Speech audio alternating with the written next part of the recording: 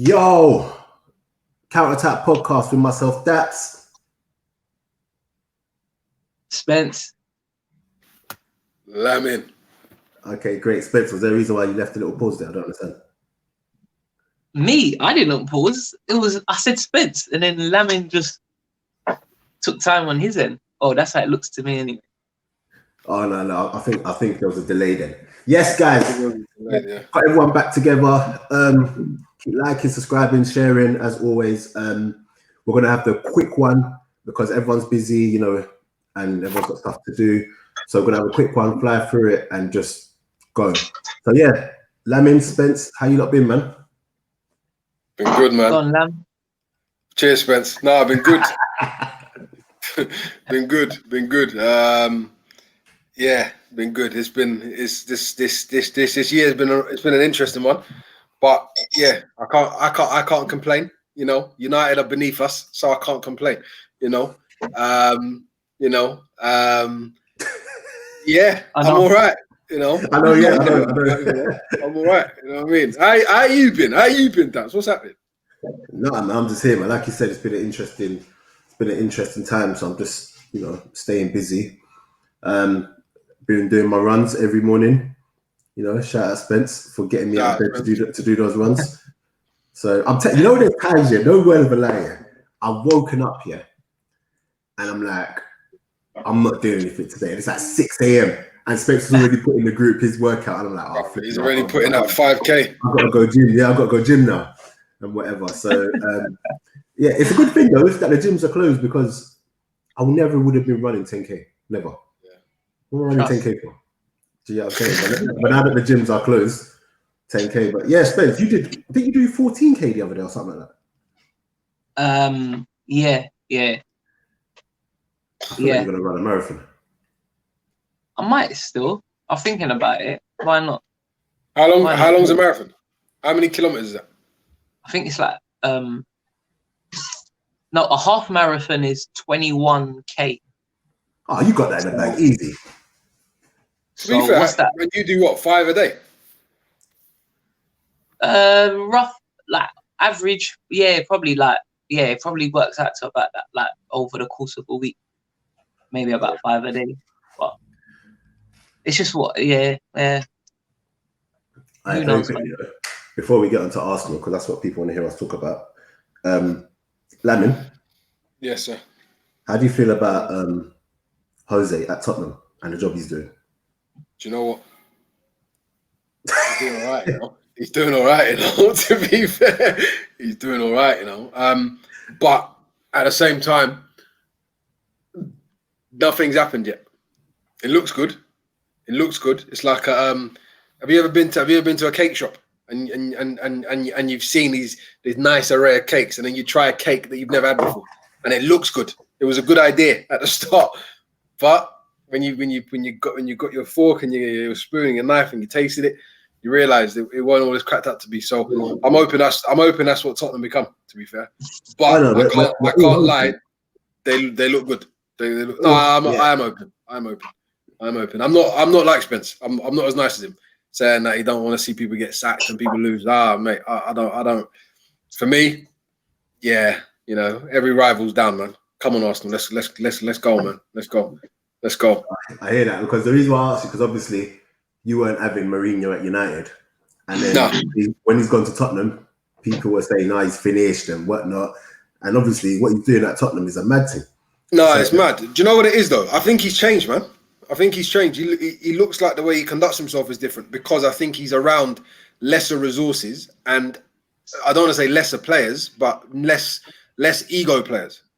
Everywhere he's been since he left Porto, he's been in a place where he's around some real top quality. So, and that comes with ego and price tags and numbers and expectations. To be fair, at Tottenham, the expectations isn't really high, because they're not expected to win a league. They're not expected to go amazingly well in Europe. The budget's not great. Their recruitment is maybe 1 in, half, 1 out, and this, that, and the other. Do you know what I mean? But this is the Mourinho that you like to see, because he looks like his man management's a lot better. Even though he's eating his words about Dombele. You know what I mean? So I don't think it's because remember he tried to make him train harder and it was just like saying, look, yeah, but he tried the way he was acting at United though. He tried to come all brash and Dombele just closed up, innit? Do you know what I mean? But and then he left him out a couple of games. And then he left him out a couple of games, and all of a sudden, like I don't know, but something seems like it's changed. And then he's done an interview the other day saying that Dombele done an interview and said that how he's adapted, but the manager's also adapted and giving him confidence now. It's weird, man. But obviously, I've never said Mourinho is a bad manager. I've just said he's a bad man manager at times. I've never shitted on his achievements. I've never shitted on anything he's done in the sense of he's won stuff. I don't quite like the manner in which he does things. But at the end of the day, you know what I mean. You've got to look at it's a results business. Do you know what I mean? So you've got to look at what he actually produces. I mean, I still think he could do a lot more with the genius that he's got. But who am I? You know what I mean? I'm Lamin. So, you know, he's Jose Mourinho. Do you know what I mean? You know? Spence, are you surprised by what you're seeing? You know? Sorry? Are you surprised by what you're seeing from Mourinho? No, I mean, do you know what? To be fair, I'm trying to catch up with the Prem, like in terms of watching. I ain't watched nothing really this season. Started to get back into it, like now that non-league shut down. But I've just been kind of immersed in that. But like Mourinho, you know what? He's just like, for me, he's just a top manager. But his philosophy, his style, his approach is just different to the managers that are easier on the eye, should I say? So, like, for him to go and have success or do well, it's not something that surprises me. But I don't know. I'd like, just because it's Tottenham, there's that part of me that just doesn't want them to win anything. Of course, yeah, of course not. Listen, I can't stand Tottenham. I can't stand Tottenham. But do you know what? Do you know what the thing is? And I was having this conversation with Michael the other day. Shout out Michael. Michael. And it's like, this is the league now. For me, this season it's a season where you just don't know. Like Spurs literally could win it. Anyone for me could win it. It's just a proper league this year, though. It's a proper league this year. It's a proper league, in my opinion. Do you know what it is for me? It's like because of there's no crowds. It's the league is just different because now you see, and you always hear it. You know when you hear people say, "Oh, you got players who are training players." They don't really do it in training. Don't even tie their boots up, but they're good in the matches. Now you can see in terms of some players who need that extra G up from the crowd, and it gets that little bit extra because now players you don't realize it, but it's in your whole subconscious. Effectively now you're just playing like training games. So players who train well will do well because everything replicates that. Where there's no fans. You score, you hear 5 or 6 people cheer. So if I train a certain way, and then when I come to the game, I ain't going to be able to change that. That's why I feel now, I think if you look at this, how far we've got, 11th of November, the amount of goals that's been scored in the Prem compared to last season or however many seasons, I bet it'd be ridiculous because players... Like now you can see in terms of as well, like concentration levels, like it has to be on another level. You haven't got sometimes where you got 100 people, 100,000 people, you know what I mean, 50,000 people shouting "man on" or giving you a little bit of information sometimes. Now we're doing it like it's a game. So for me it's so open. There's no real advantage whether you're playing home or away. Do you know what I mean? There's not like if Liverpool, for example, when they beat Barcelona 4-0 Champions League the other year when they won it. Now, if Barcelona had come there and they won 3-0 the first leg and they came to Anfield and it's empty, different game. It's a different game. Do you know what I mean? So it's a hard one to call this year. Like literally, if you put a run together, you got a good chance, man. Because as I said, it's the like best. Man United. How can you have on one day like Man United? What was it? Spurs was it 6-1? 6-1. And then the same evening, Villa do Liverpool 7-2. Yeah, like that's the champions. It was, isn't it? Shit. Those are the champions. Do you know what I mean? It's mental. Like, how are these things happening? How many 4-4s and 5-2? Do you know what I think? Like, let's beat City 5-2. Go on. Do you know what I think though? I think it's even up the playing field though, because what you're saying. Because for me, it's a proper league because it's not just the expected elite that are at the top of the tree at this moment in time. Don't get me wrong. I don't take more pleasure out of seeing United's at 16th or City at 15th or whatever it is. But I like the fact that anyone can beat anyone. Do you know what I mean? And I like the fact there's competition. Do you know what I mean? I think. But do you know why as well? I feel just because when if you go to a big stadium, but it's an empty stadium. Do you know what I mean?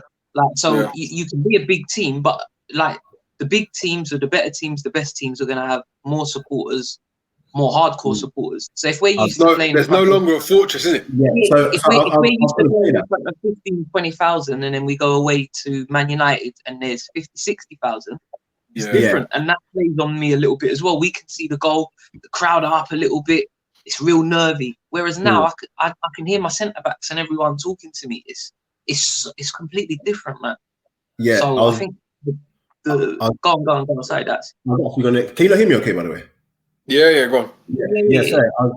I was actually going to say, that's where I'm at with it. Like now, it comes down to the basics of how good is this team. Do you get what I'm saying? Because, it's proper how good the team is. Yeah. And that's why you can get like a Leeds, great example. Leeds are a great example of it's very hard for a team to match Leeds.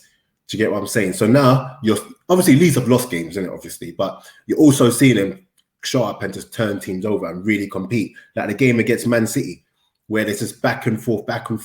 Like you wouldn't know who's just come up and who's challenging for the title. Do you get what I'm saying? Whereas if there's a crowd in that game, do you know what I'm saying? It elevates performances that much more. So I hear what you're saying in regards to the crowds and everything, and that's why as well to our team, Arsenal. That's why it was so shocking. That's why we're so bad, because it's not even like we got a crowd anyway, a good atmosphere in our team anyway. But like they're so bad. They're so bad, and the reason why I brought this up is because I wanted to hear you guys' view, because I feel like I had a conversation with someone the other day who said Arteta out, and I said to him, just because a manager needs to do better doesn't mean that it's get out. You get what I'm saying? And I hear why people hate our fans at times. Do you get what I'm saying? Because too many times they're so reactionary and just so, he's got to go. I tweeted the other day, funny enough, I was just like, after that Villa game, like, there's no part of me which is like out, but 100% he needs to do better. He needs to do better with his tactics. He needs to do better with his in-game management. He needs to do better with his team selection. Do you know what I'm saying? But yeah, we're in a space where we always knew this was going to happen. I think we were saying on the pod before, that first you have to get to the stage where you stop holding 4s and 5s and 6s regular. Do you get what I'm saying? And then you get to the stage where you have to compete. And there were always going to be games like this just because of who we are as a club in regards to how crap we've become, but also because there's so much more to do, and the personnel there aren't good enough. I think. I don't know what you guys. Do you know what, Daps? I think there's a part of me that agrees with that, but there's another part of me that doesn't. And the reason why I suppose I probably lean more to disagreeing is because I think that team, to be fair, most Arsenal teams you put out should be able to beat Villa, especially at home.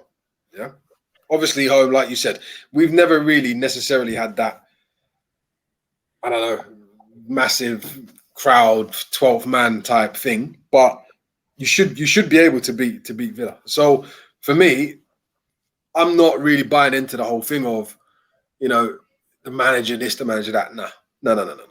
These are for me. These are players that are put on a pedestal that should be able to turn up against an Aston Villa side, who, to be fair, they're not a bad side. They're a good side, but just about stayed up relegation last season. I only they've strengthened with our second string keeper, who arguably everyone, to be fair, for a long time said he's probably one of the best backup goalkeepers there was. He was the number one in the making. And in fairness, and added a few other players. They shouldn't be out battling us. They shouldn't be outworking us. Arsenal should play Arsenal's game. And for me, this is where I think, and I suppose part of me says, yeah, okay, cool. Could Arteta have done something different? Maybe. Team selection could have been better. It could always be better. But that team should be able to beat Villa. So you don't go to Man United one week and, at Old Trafford, this supposed anxiety that Spence has mentioned about, it's a big game. It's against a big 6 or big 4 team or whatever it is. And you haven't won one of them, but then you've gone and you've beaten United, right? You don't then go to your own gaff and then lose to Villa. Do you know what I mean? And for me, I don't know. I mean, half of me says, yeah, cool. Is it a selection thing? Could it be a management thing? I actually think the club's a lot more together than it was under Emery. It's a lot more together now than it was under Emery, and it feels like a more of a together ship, right? But at the same time, you've still got to look at the fundamentals of what he's got. He has to try to get the team playing his way, but equally has to prepare for the game on a Saturday. And you're right, he might not have the players, but equally you should be beating Aston Villa, even with the players you got. So that's where I'm coming in and saying that yes, we should be beating them. And no, I'm not saying Arteta out. It's not even that deep about get rid of the manager and whatever. But that the same way the players should be held accountable, that we should be beating them, that the manager also has to have some accountability. 100%. I'm not going to lie. So Spence, Wolverhampton Abbey, you go and you play a game and your tactics are all wrong. The players play in a way where you've asked them to play, and then it just doesn't work because of the tactics or whatever. How much of that goes down to you? I don't know what other people think or say, but for me, I'd come home to V and I'd be like, I got it wrong. I should have done this. I should have done that. But you do that because obviously you've now played the game. So when you see the answers, you can work out the solution. The hard part is anticipating what the answers will be on the day and putting together solutions before, and trying to have like a plan B, C, D, F, G, and all the rest of it. Do you know what I mean? So I don't know, like Arteta, he'll probably look, I would imagine, and you go away to yourself and you think, I should have done this, I should have done that. But I think it does go hand in hand. Like, as a manager, you can only do so much. Do you know what I mean? You can prepare them all you can, all you want. You can't play for him.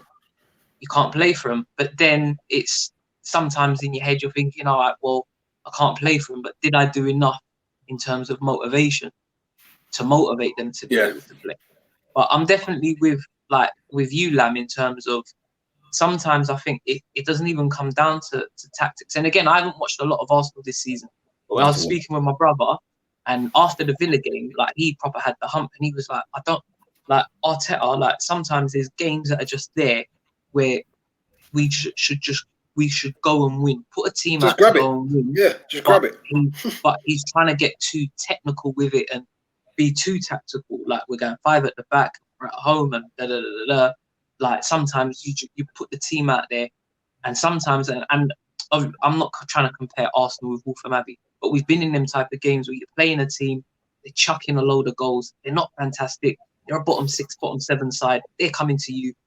You know what I mean? We've come off the back of a good win, and you just say to the boys, this is how we're going to play, but it's really, really basic. We're going to play a little bit more direct. We're going to put them under pressure first 5-10 minutes. If you can get an early goal, that's it. Mentally, they're going to be out of it, and then we'll just steamroll them after.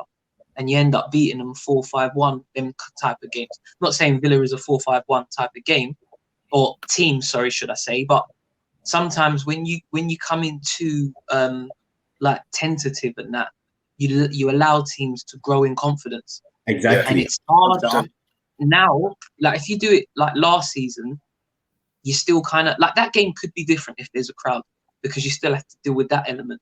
Yeah. Now there isn't that element. So Villa just turn up and think, well, hold on. And apparently, what was it? They could have scored after 40 seconds. Is that right?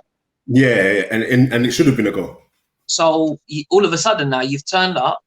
There's no crowd. 40 seconds in, we should have scored. Now mentally, we're up here. We're thinking, right, this is our day. And in Arsenal, our mentality has been a talking point for many years now. We're starting to do this, even though we've come off the back of a good win. You're only if you've been on a bad run, it only takes something really quick to snap you back into that mindset of, oh, here we go again type thing. And again, we lack we're lacking a lot of leaders. And again, I don't want to get onto Arteta, but in terms of like as the leader of Arsenal, again, personally, I would have to question it just because obviously he was an Arsenal player, but let's not forget that he came into an Arsenal side, the same ones that we were slated as Arsenal fans, that he was in and amongst these teams that were getting brushed in the Champions League and all the rest of it. Like he was a player in that, and now he's now leading the team. So it's a hard one. Only time will tell. But if Emery was in charge and we done that, what happened the other day? I'm pretty sure people would be saying he's lost the dressing room. It's time for a change. Blah blah blah. But he's a former player, and I feel he'll be afforded a little bit of extra time. I felt that Emery should have as well. I think he should. Yeah, no, I hear what you're saying about Emery, but I truly believe Emery out. I truly believe that the Emery situation was so different because yes, we were losing it, but we weren't getting any better. You see, like last week we can go and beat United and play well and control the game, but then this week, like right now, it's just a bit. Whereas it's a bit yo-yo-y. I feel like we've been doing that for a long time. Yeah, I know, but win one, lose one, win one, lose one. Yeah, like, but it's almost like we kind of towards the end we started to get onto Wenger about it, but he had a long kind of period where we didn't really. Emery kind of got it quite early. I felt Arteta because how long has he been in charge now? Was last year his first full season? Am I right in saying that? Or he come in mid-season. This is his first. He came in halfway, didn't he? Yeah, in January. This is his first full season. So he ain't been there a year? No, a year in January. We'll give him time then. Don't forget Lundberg took the team, innit? Lundberg took the team for a couple of games. Yeah. But it feels like that's what I'm saying. It feels like he's been there for a while. He ain't been there that long. Because of lockdown as well, remember? And that's true. Because that hit him straight away. That's right. That hit him almost within the moment he started. So this is what I'm trying to say. Like when you look at how long he's actually had with this team, and I know it's always an excuse, but he ain't had that long. And I can see what he's doing with the 5 at the back thing. Where for Arteta, I truly believe, like Arteta wants to play a certain way, but he truly believes we don't have the personnel for it. That's what I truly believe. So he sets himself up in a way where we're defensively sound because before the game on Sunday, we had the best defense in the Premier League. Imagine that. But it took away from the creative side. So now everyone's going on to Aubameyang and Lacazette. But as a team, we're not doing anything. Do you get what I'm saying? But like you said, against teams like a Villa, that 5 at the back, like you don't need to when you play at home, if a team beats you at home, I truly believe that team has got to be out of the world. Do you get what I'm saying? They've got to be out of that world and be a performance for them to beat you at home. That's just what I think, innit? Especially when you're Arsenal coming up against a Villa. But it wasn't like that in the slightest. And no, they deserve to win. Of course. And then you have man like Grealish. I remember, I think I was saying to you that last year I wasn't really sold on Grealish. I weren't really sold on Grealish. And you were saying that he's a player, and I wasn't sold on him. Which I'm all right with, because that just shows I've got my own mind, to be honest. Like, you see Grealish, player. You see Grealish, he is an absolute problem. Do you know what makes him more of an issue? Yeah, what makes him more of a problem is that he actually just plays with like he don't give a shit. Like that crazy sort of. It's okay. It's all right. It's gonna happen for me. I'm gonna do what I'm gonna do. It's a beautiful thing. It's a beautiful thing. But let me touch quickly on what Spencer just said about Emery. Yeah? Do you know the problem that Emery? Do you know the mistakes that Emery made? Emery made very similar mistakes to David Moyes when David Moyes went to Man United.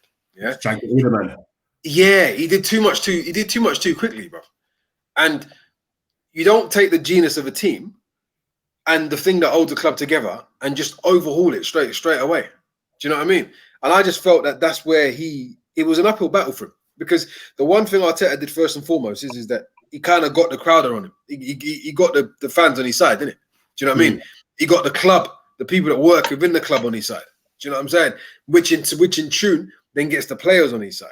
Do you know what I'm saying? And I think sometimes it's like cultures. It's like you go to, back in the day, like when you study, corporate company cultures, for example, you don't act the same way in every company. Do you know what I mean? And effectively, off the pitch, the football club is a company. It's a public limited company, which has a culture and an ethos that runs the way through it. So if you don't do a really good job of understanding what you're walking into, which I don't think Emery and his team did, you make those early mistakes, and then you brought too many men in. So you brought men that people don't know, and then all of a sudden there's no. You know what I mean? It's like you're taking someone out to then put this unknown guy in, and everyone's thinking, huh? Like, and then all of a sudden, that unknown guy is under mad scrutiny, mad pressure, and then you're then trying to reverse it, trying to look good, and then the guy that everyone said you should have shotted, you got to get him out of there. You fucking made him your captain at one point. Do you know? In some proper bad mistakes, man. He's in danger of doing that with. Like, say what you like about him, whatever, but not having Ozil and even Saliba involved in the Premier League squad at all is an absolute madness. He's made a mistake there. He knows that, though. No, but I don't think it's him. No. The Ozil one, it doesn't feel like it's him. I think that comes from upstairs, because I think that must be financial, bro. There is no way. I mean, don't get me wrong. All right, cool. You can say Ozil don't offer us anything. It's muffed defensively and all this other shit, but you don't have a player at that level financially in your club on your wage bill not playing. No club does that, unless if he plays games, he's on mad bonuses. Which is then thinking when I knew it was like above Arteta, and it's not for the footballing reasons. Even though the agents come out and said it's not for footballing reasons, so we all know it's because he spoke out about the Muslims and China and whatever. We all know that. All right, cool. So there was a game in the Europa League where they had two keepers on the bench. They had two keepers on the bench. Do you know what I mean? And Saliba couldn't. But Arteta's come out and he said he regrets not including Saliba in the European. Yeah, but what's he got against Saliba though? No. To be honest, he said he just didn't think he was ready. Yeah, at the required level. But he's come out and said that. But yeah, the same can't be done with Ozil. I actually think come January, Ozil's going to be included when they do the switch. Yeah, but we'll see anyway. But what I did want to say about Grealish is it's an ongoing thing with him and Southgate, innit? That's just dumb. Ongoing thing with him and Southgate, and Southgate's now. That makes no sense, bro.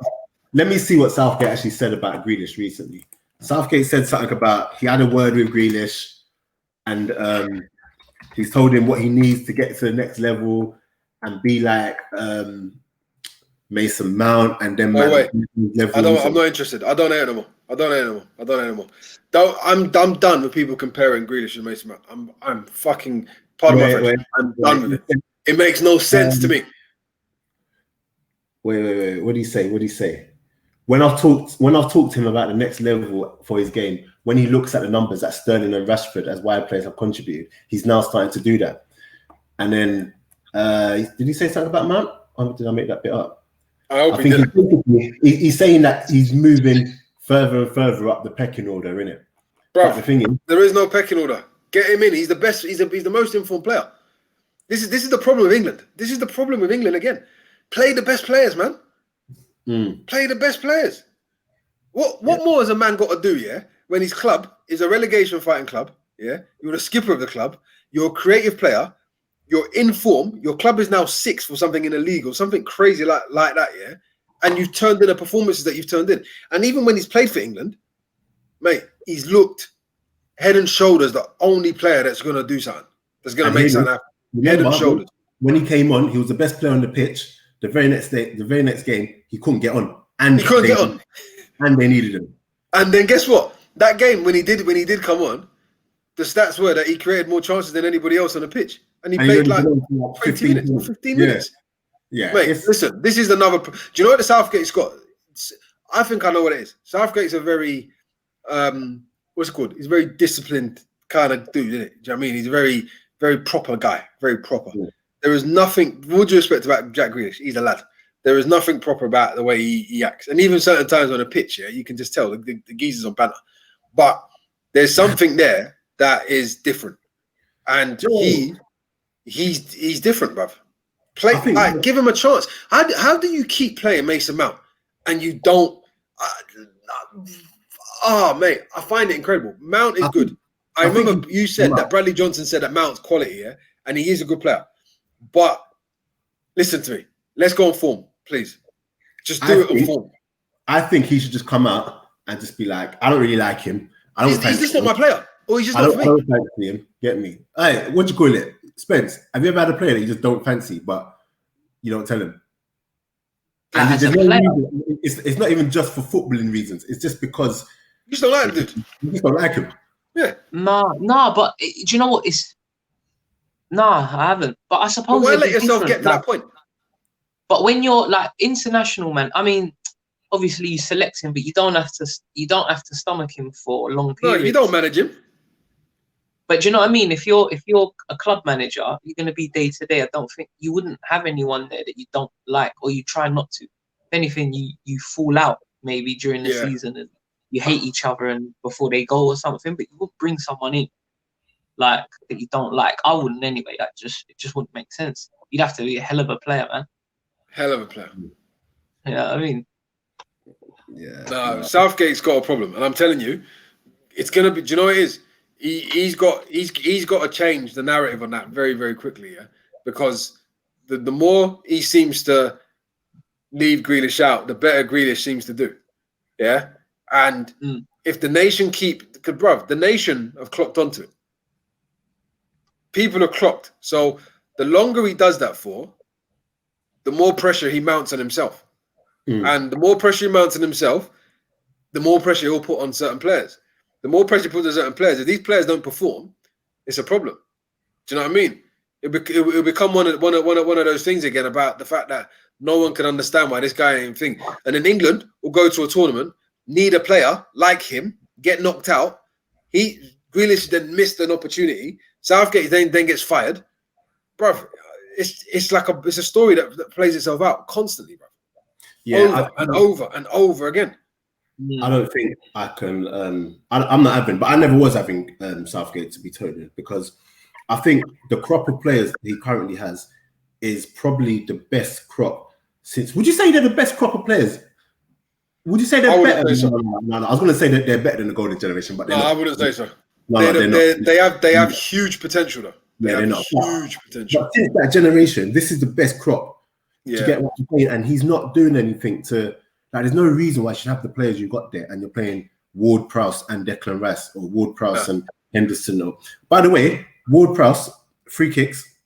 Leon Legg was saying it's basically like giving him a penalty. Yeah, no, he's sick. It's like giving him a penalty. He's sick of it. Yeah, his set pieces are excellent. They're excellent. Yeah. They're consistent as well. Corners, free kicks, everything. I really wonder who's going to win the league this year. Because even when I look at. Do you know what? Joe Gomez injured as well now today, isn't it? Gone out. Yeah. I heard it might be a broken leg. Bruv. Yeah. What has happened in training for you to break your leg? But you just don't know it. But you know what? It could be one of them innocuous ones. It could be a freak one, yeah. It could be a freak one. And you just don't know. I mean, to be honest, this is what I'm saying. This is going to be the most testing time for Liverpool.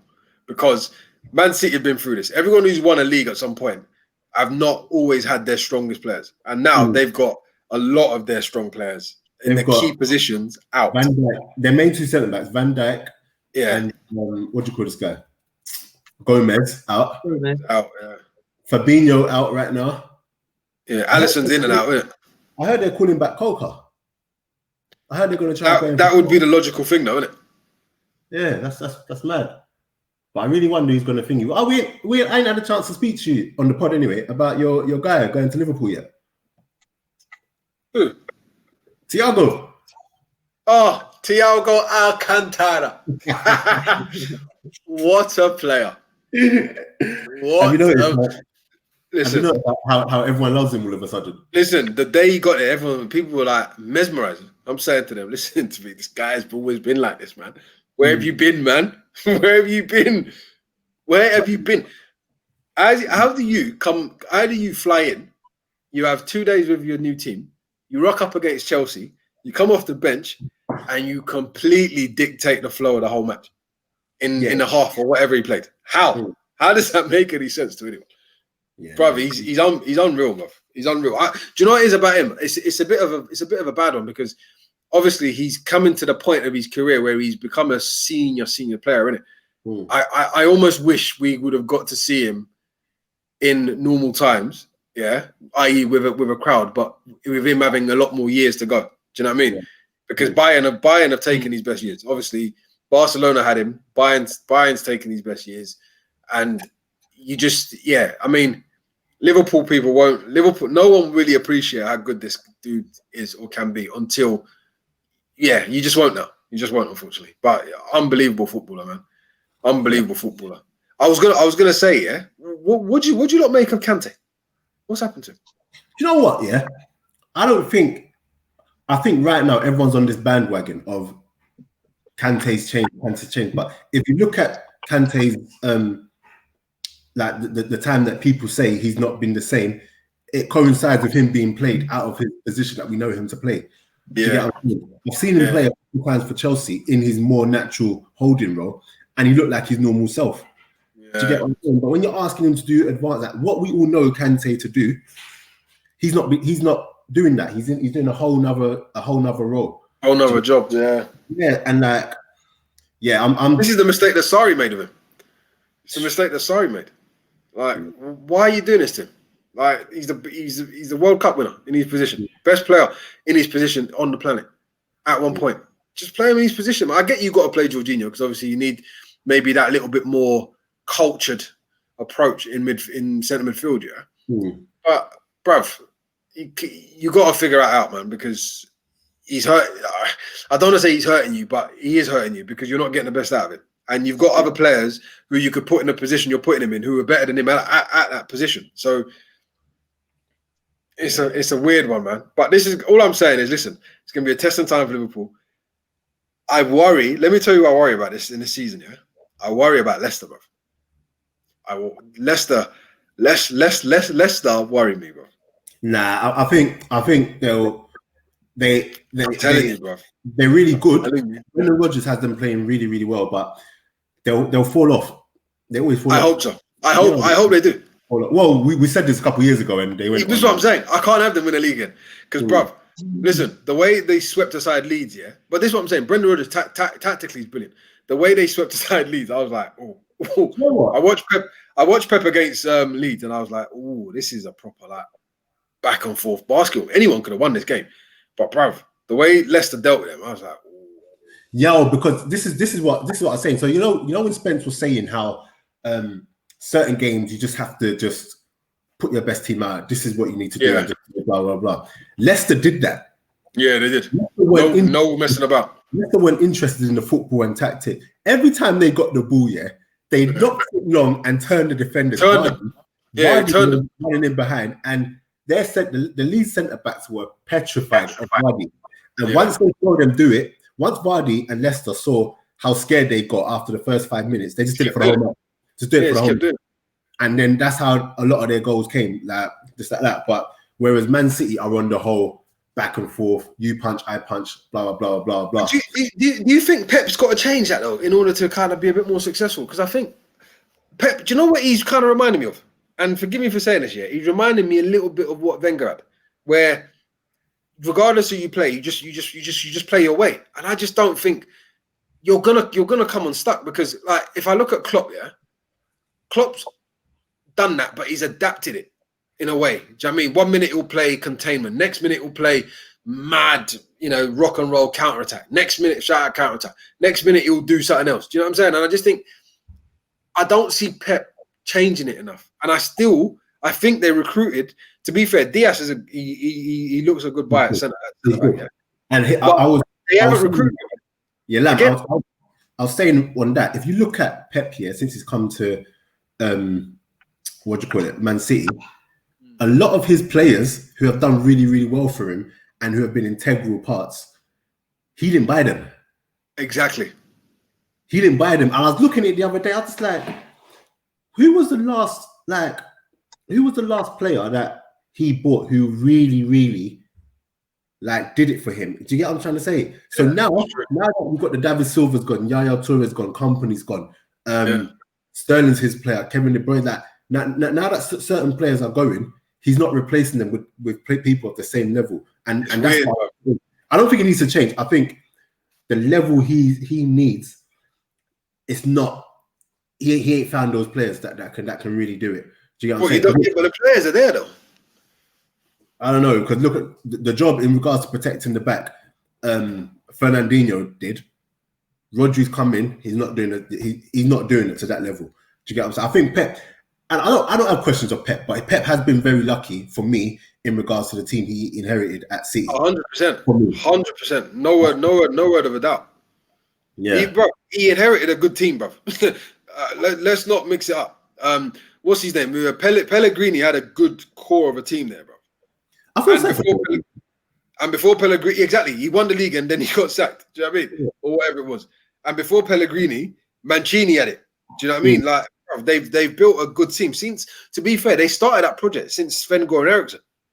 And then it went Hughes, and then it went Mancini, then it went Pellegrini, and then obviously all the way trickled over to Pep. So he's been fortunate. But just before I forget, yeah. Do you know who would scare me more than Mourinho if they was at Tottenham? Who? Go on. Ancelotti. Oh, good manager. Very good manager, bro. He worries. He's another one. If you see him that's what I'm saying. You see, there's some surprise packages in this year, man. I'm telling you. There's some surprise packages in this league this year, mate. There's some surprise packages. 150%. But before we wrap up, last bit. I had a debate, because it's come up again today. I think someone said something on radio, and they were talking about Trent, Reece James, and Wan-Bissaka, and saying for now, he's saying Trent and Reece James are the best out there right now, isn't it? They are. So I've been having a debate in my group all day because people don't like that. I don't think. It's mad. It's almost as if, because I'm saying he's not the best, people are saying he's the best in all, Trent. Because I'm not saying that, he's not. I don't like him. Yeah, he's not the best in the world. He isn't the best. And I'm saying the only reason, and you know Bill, shout out Billy Piper. Shout out Bill, BP. Bill, all day long, he's telling me, all day long, Bill's telling me, I said, why is he the best for you? He goes, because it's basically like having KDB at right back. I said, crossing. I said, if take away his crossing, because you can't cross the ball. I said, what happens if you can't cross the ball for 90 minutes? Yeah. Then what? And you actually have to defend? No, because what he does going forward is so unreal. It don't matter, blah, blah, blah. That's nonsense. Reece James is the best of the three. And then I said, because people in the group were saying, doesn't longevity have to come into it? And Reece James ain't been doing it as long. And I said, I hear that, and ordinarily, that might be the case. Whereas this one, Wan-Bissaka is unreal one-on-one defending, but he ain't going to give you what them two give you attacking. Yeah, no way. Trent is unreal going forward, but he ain't ever going to give you Wan-Bissaka. Yeah. Reece James is, if of the two, attacking, he ain't ever going to, not ever, but he ain't on Trent's level. But do you know what it is? Reece James looks like Gary Neville used to look. He doesn't look amazing going forward, but he's very effective, bro. And defensively, and defensively, he looks like he don't even try because nothing gets past him. Do you remember I said it on the podcast? I said to you, he's going to be the one. It might you did say that. If they keep rising, you just have to look at the shared attributes. He's got everything. Reece James has got everything. The only thing he doesn't have is this extravagant shit that Trent's got. Because obviously Trent is a ridiculously good footballer. That's what we use. That's what people are using to measure how good he is. The fact that thing is, make no mistakes about it. What he's doing in regards to his crossing and passing, whatever, is unreal. But there's no point having unreal when it comes to the basics of defending. You can't do. It's the same with what your brethren, Spence, Walker. It's the same with Carl Walker. Like, do you hear what Keane said about Carl Walker? Yeah, it was funny, isn't it? Keane was not having Walker one bit. Did you hear it, Spence? Someone told me, but yeah. It was just like, what's he doing? Like, he's like, I'm not buying it. Everyone says he's really grown and he's become this. He said he's always going to do that. Yeah, no, I'm not. I don't see it. I feel like he's average and whatever, and people didn't like that, innit? But it is what it is. Anyway, guys, is there anything else you don't want to add before I wrap this up? Nah, man, not really. No. Any books we need to? Oh, I'm doing a giveaway. Andy Cole's book. Andy Cole. Tomorrow. Andy Cole. Has he got a book yet? No, it comes out tomorrow. It comes out tomorrow. Oh, is it? Yeah, it comes out tomorrow. So I've bought two already. I'm gonna do a giveaway on the chat. So yeah, you can just, I'll give it back to you when I give you. I'll get you when I give you back the Bergkamp book. You still got that? Yeah. Do you know what? I'm going through a list. I've got so many books.